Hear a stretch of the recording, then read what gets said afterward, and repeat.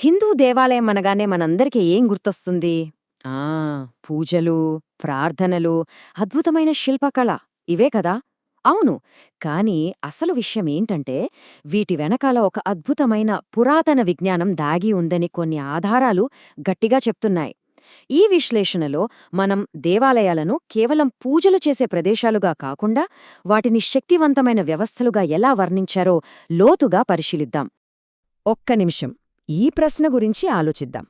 ఒక దేవాలయాన్ని ఒక యంత్రంతో పోల్చడం అంటే అదొక మెషీన్ అని ఎంత ఆసక్తికరంగా ఉంది కదూ ఈ ఆలోచన.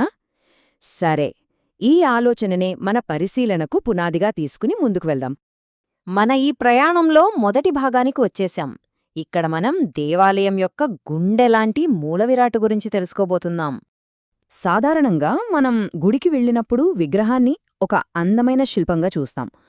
కానీ ఆధారం ప్రకారం ఆ విగ్రహం కేవలం ఒక జడ పదార్థం కాదు, అది చాలా శాస్త్రీయంగా ఎంపిక చేయబడిన ఒక ప్రత్యేకమైన మాధ్యమమట. ఇది చాలా ముఖ్యమైన విషయం.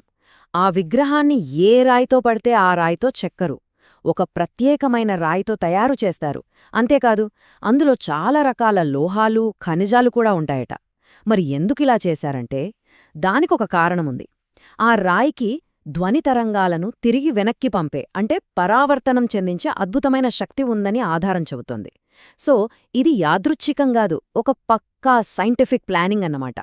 సరే, విగ్రహం ఒక మాధ్యమం అనుకుందాం. మరి అది దేన్ని ప్రసారం చేస్తోంది? దాని ఫంక్షన్ ఏంటి? దీనికి సమాధానం ధ్వనిలో, అంటే శబ్దంలో దాగి ఉంది. ఇప్పుడు మనం దేవాలయం వెనుకున్న అసలైన మెకానిజం గురించి తెలుసుకుందాం. అదే ధ్వని యొక్క శక్తి, లేదా సంస్కృతంలో చెప్పాలంటే ధ్వని.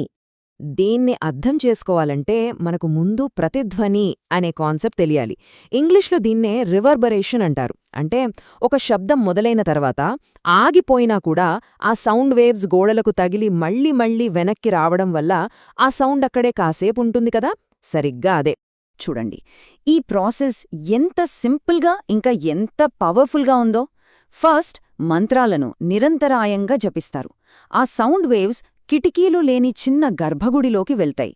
అక్కడ ఆ గట్టి రాతి గోడల వల్ల ధ్వని బయటకు వెళ్లే ఛాన్సే లేదు. లోపలే అక్కడే పదే పదే ప్రతిధ్వనిస్తుంది. దీనివల్ల ఏమవుతుందంటే, ఆ చిన్న స్థలంలో ధ్వని యొక్క శక్తి ఊహించినంతగా పెరిగి మొత్తం అక్కడే కేంద్రీకరించబడుతుంది. అంటే ఒక రకంగా చెప్పాలంటే ఆ గర్భగుడి ఒక సౌండ్ యాంప్లిఫైయర్ లాంటిది అన్నమాట. ఓకే, దేవాలయం ఒక సౌండ్ కాన్సంట్రేటర్లా పనిచేస్తోందని మనకు అర్థమైంది. కానీ ఈ శక్తి మన శరీరం మీద ఎలా పనిచేస్తోంది? మనకు దానివల్ల ఏంటి ఉపయోగం? ఇప్పుడు మనం కొంచెం బయాలజీలోకి వెళ్దాం. గుడిలో కేంద్రీకరించబడిన ఈ ధ్వనిశక్తికి మన శరీరం ఎలా స్పందిస్తుందో ఒకసారి చూద్దాం. ఈ చార్ట్ చూడండి. ఆధారం ప్రకారం మన శరీరంలో 72% నీరే ఉంది. అవును, 72%. మిగతాది పంచభూతాలైన భూమి, గాలి, అగ్ని, ఆకాశం.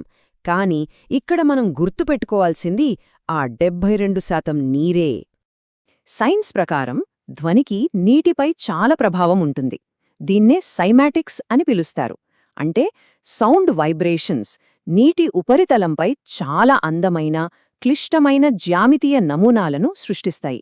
ఇప్పుడు ఆలోచించండి, మన శరీరంలో 72% నీరు ఉన్నప్పుడు ఆ గర్భగుడిలో కేంద్రీకరించబడిన శక్తివంతమైన ధ్వని మన శరీరంలోని నీటిపై ఎంత ప్రభావం చూపొచ్చు? ఇదే అసలు పాయింట్. ఇప్పుడు మనం ఒక అడుగు వెనక్కి వేసి దేవాలయంలోని వేర్వేరు భాగాలన్నీ కలిసి ఒకే సిస్టంగా, ఒకే యంత్రంలా ఎలా పనిచేస్తాయో చూద్దాం. ఇది చాలా ఆసక్తికరంగా ఉంటుంది. మనమిందాక మాట్లాడుకున్నట్టే గర్భగుడి ఈ మొత్తం సిస్టంకి పవర్ హౌస్ లాంటిది. ఇక్కడే సౌండ్ కాన్సంట్రేట్ అయి ఎనర్జీ విపరీతంగా పెరుగుతుంది. ఇక గర్భగుడి పైన ఉండే గోపురం గురించి చూస్తే అది ఒక లెన్స్లా పనిచేస్తుందని ఆధారం చెప్తుంది. ఒక కటకం కాంతిని ఎలా కేంద్రీకరిస్తుందో అలాగే ఈ గోపురం విశ్వశక్తిని, అలాగే గర్భగుడిలోని శక్తిని కూడా ఒక్కచోట ఫోకస్ చేయడానికి సహాయపడుతుందట. ఇక ఫైనల్గా ధ్వజస్తంభం. ఇది సాధారణంగా రాగిలాంటి కండక్టివ్ మెటల్తో తయారు చేయబడి ఉంటుంది. ఇది ఒక యాంటెనా లాగా పనిచేస్తుందట. గర్భగుడిలో కేంద్రీకరించబడిన ఆ శక్తిని గ్రహించి గుడి చుట్టూ ఉన్న వాతావరణంలోకి రేడియేట్ చేస్తుంది. సో గర్భగుడి, గోపురం, ధ్వజస్తంభం ఈ మూడూ కలిసి ఒక power generating and transmitting station లాగా పనిచేస్తాయన్నమాట. మరి ఈ పురాతన పద్ధతుల వెనక ఉన్న సైన్స్ ఏంటి?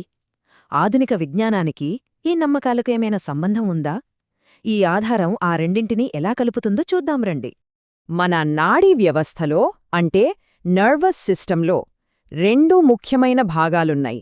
ఒకటి సింపథెటిక్, ఇది మనల్ని ఫైట్ ఆర్ ఫ్లైట్ మోడ్లోకి తీసుకెళ్తుంది. అంటే ప్రమాదం వచ్చినప్పుడు పోరాడటానికి లేదా పారిపోవటానికి మన శరీరాన్ని సిద్ధం చేస్తుంది. ఇది పూర్తిగా ఒత్తిడికి సంబంధించింది. రెండోది పారాసింపథెటిక్, ఇది దానికి పూర్తిగా వ్యతిరేకం. రెస్ట్ అండ్ డైజెస్ట్ మోడ్ అనమాట.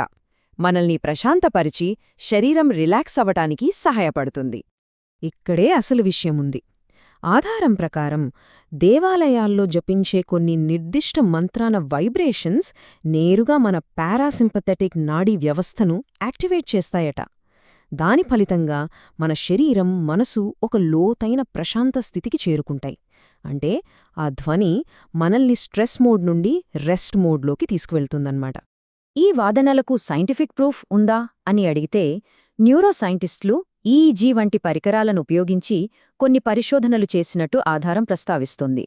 మంత్రాలను జపిస్తున్నప్పుడు బ్రెయిన్ వేవ్స్లో మార్పులొచ్చినట్లు, అవి ఒత్తిడితో కూడిన స్థితి నుండి ప్రశాంతమైన ధ్యానస్థితికి మారినట్లు ఈ పరికరాలు చూపించాయని చెప్పబడింది.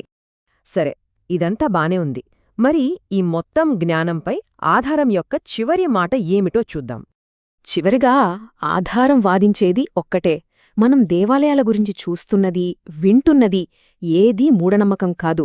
అది మానవ శ్రేయస్సు కోసం, ఆరోగ్యం కోసం వాస్తుశిల్పాన్ని, ధ్వనిశాస్త్రాన్ని ఉపయోగించుకున్న ఒక పురాతన, మనం మర్చిపోయిన గొప్ప విజ్ఞానం. దేవాలయమంటే కేవలం గుడి కాదు, అదొక ప్రాచీన వెల్నెస్ సెంటర్ లాంటిది అని ఈ వాదన సారాంశం. ఇదంతా మనల్ని ఒక పెద్ద ప్రశ్న దగ్గర ఆపుతుంది. మనం చూస్తున్న ఈ పురాతన కట్టడాలు కేవలం రాతి నిర్మాణాలు మాత్రమేనా? లేక అవి మనం అర్థం చేసుకోవడం పూర్తిగా మర్చిపోయిన ఒక అద్భుతమైన, కోల్పోయిన టెక్నాలజీనా? దీనిపై ఆలోచించాల్సిన అవసరం మనందరికీ ఉంది.